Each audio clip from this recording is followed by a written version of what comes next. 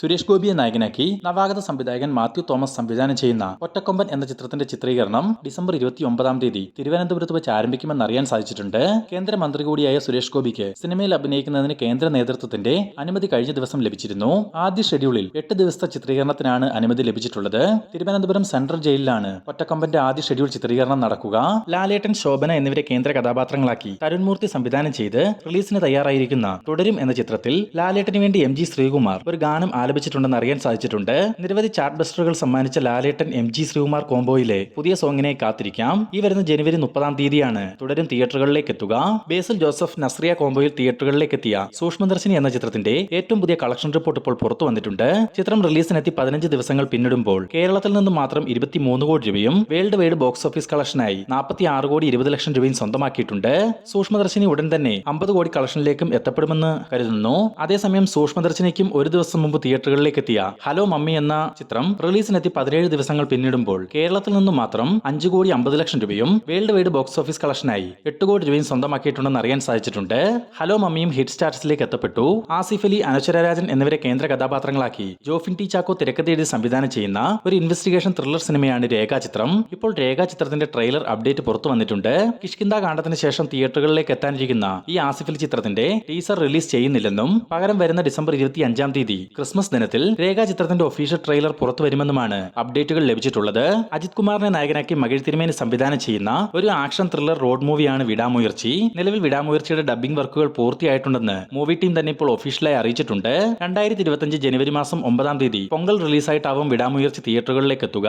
അജിത്തിനെ കൂടാതെ തൃഷ കൃഷ്ണൻ, അർജുൻ സർജ, അർജുൻ ദാസ് എന്നിവരും വിടാമുയർച്ചിയിൽ താരങ്ങളായിട്ടെത്തും. രാജ്ബി ഷെട്ടി, അപർണ ബാലമുരളി എന്നിവർ കേന്ദ്ര കഥാപാത്രങ്ങളാവുന്ന രുതിരം എന്ന സിനിമയുടെ ഒഫീഷ്യൽ ട്രെയിലർ ഇന്നലെ പുറത്തു വന്നിട്ടുണ്ടായിരുന്നു. ഈ ട്രെയിലറിനെ പറ്റി പറയുകയാണെങ്കിൽ ഒരു കിടിലൻ ട്രെയിലർ കട്ട് തന്നെയാണ് മൂവി ടീം പുറത്തുവിട്ടിട്ടുള്ളത്.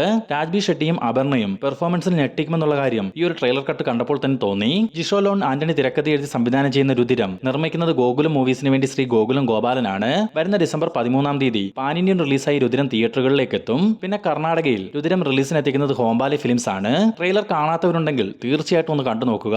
സുരാജ് വെഞ്ഞാറമൂട്, ബാബു ആന്റണി തുടങ്ങിയവർ കേന്ദ്ര കഥാപാത്രങ്ങളായിട്ട് എത്തിയ മദനോത്സവം എന്ന സിനിമയുടെ OTT അപ്ഡേറ്റ് ഇപ്പോൾ പുറത്തു വന്നിട്ടുണ്ട്. മനോരമ മാക്സ് ആണ് മദനോത്സവത്തിന്റെ OTT അവകാശങ്ങൾ സ്വന്തമാക്കിയിട്ടുള്ളത്.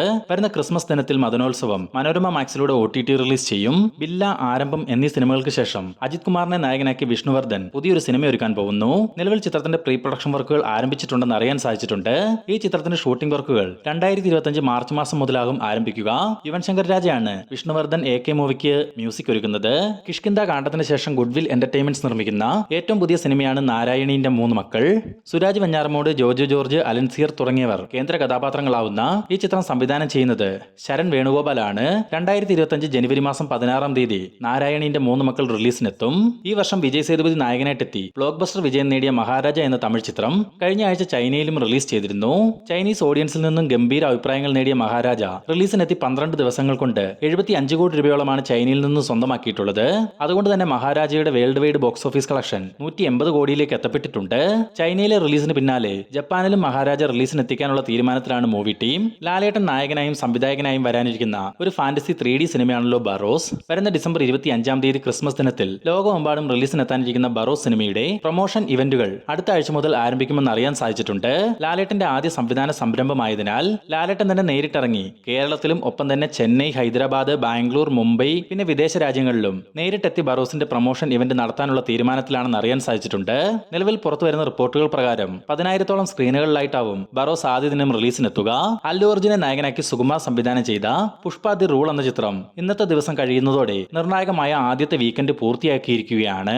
നിലവിൽ റിലീസിനെത്തിയ ആദ്യ 4 ദിവസങ്ങൾ കൊണ്ട് 700 കോടിക്ക് മുകളിൽ ഒരു കളക്ഷനിലേക്ക് പുഷ്പ 2 എത്തപ്പെട്ടിട്ടുണ്ടെന്നാണ് ട്രാക്കേഴ്സിന്റെ കണക്കുകളിൽ സൂചിപ്പിക്കുന്നത്.